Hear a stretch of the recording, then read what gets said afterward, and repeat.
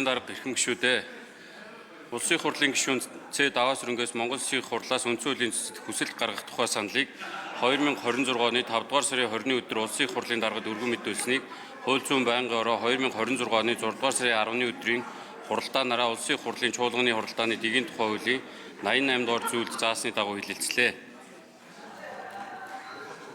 Байнгын орооны хуралдаанд Улсын их хурлын гишүүн Даваас хөрөнгийн цэцэд хүсэлт гаргах тухай саналыг байнгын орооны дарга дээр цогтоотор танилцуулсан бөгөөд уг асуудалтай холбогдуулан Улсын их хурлын гишүүд асуулт асууж үг хэлээгүй болно.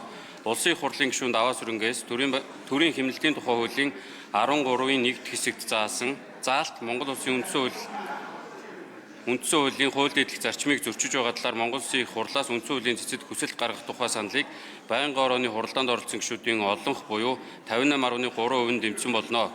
Улсын их хурлын эрхэм гишүүдээ Монгол Улсын их хурлаас үндсэн хуулийн цэцэд хүсэлт гаргах тухай Улсын их хурлын гишүүний саналыг хэлэлцсэн талаар хууль зүйн байнгын орооны санал дүгнэлтийг хэлэлцэн шийдвэрлэж өгөхийг та бүхнээс хүсье. Анхаарал тавьсанд баярлалаа.